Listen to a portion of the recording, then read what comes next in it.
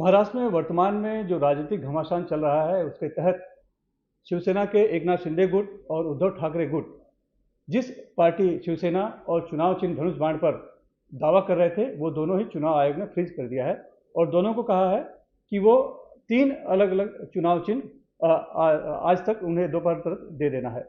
बहरहाल इस बीच शिवसेना ने जो 3 चुनाव चिन्ह प्रस्तावित किया है उसमें एक है त्रिशूल, एक है राइजिंग सन और तीसरा है मशाल। एकनाथ शिंदे गुट की तरफ से अभी चुनाव चिन्ह की घोषणा होनी है, लेकिन एक बताया जा रहा है कि तलवार भी एक उसमें से पर्याय उनकी तरफ से दिया जाएगा। तो सवाल यह है कि ये जो 3 चुनाव चिन्ह फिलहाल दिए गए हैं शिवसेना की तरफ से, वो चुनाव आयोग के वेबसाइट पे जो फ्री सिंबल्स की जो सूची है उसमें नहीं है। तो फिर क्या चुनाव आयोग अलग से जो प्रस्तावित किए जाते हैं उस पर विचार करता है या फिर जो उनकी फ्री सिंबल्स की सूची है उसी में से ही चुनाव चिन्ह को जाहिर करता है या देता है?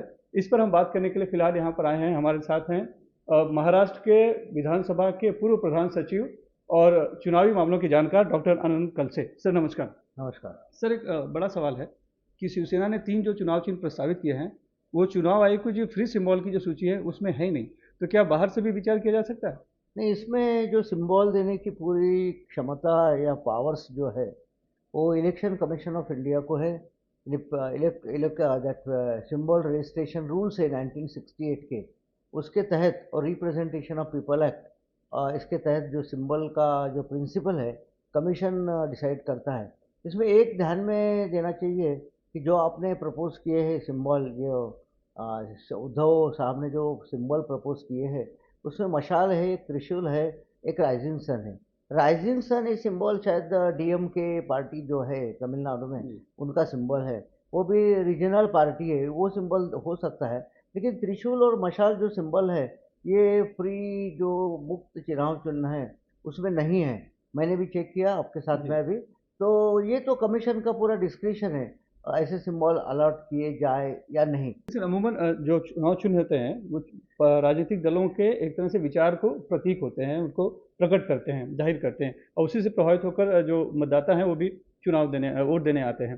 तो ऐसे में शायद इन्हें जो भी फ्री सूची है उसमें अपने विचार को प्रकट करने लायक कोई चुनाव चिन्ह नहीं मिला, तब उन्होंने विकल्प के तौर पे ये दिया है।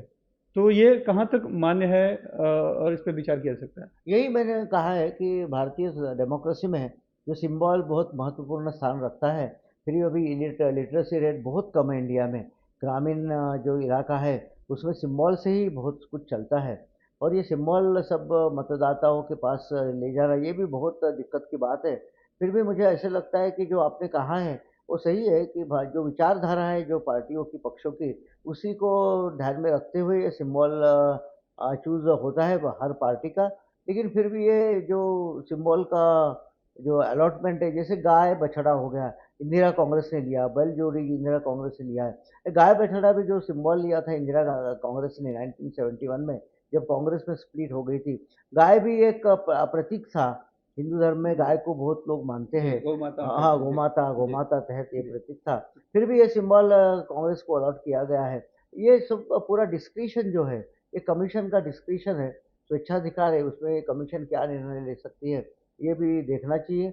और प्योरली लेकिन डिस्क्रिशन यूज करते समय जो भारतीय संविधान के मूल तत्व है उसी को ध्यान में रखते हुए इलेक्शन कमीशन ऐसे निर्णय लेते हैं और इलेक्शन कमीशन इसी को ध्यान में रखते हुए निर्णय लेगी ऐसे मुझे लगता है।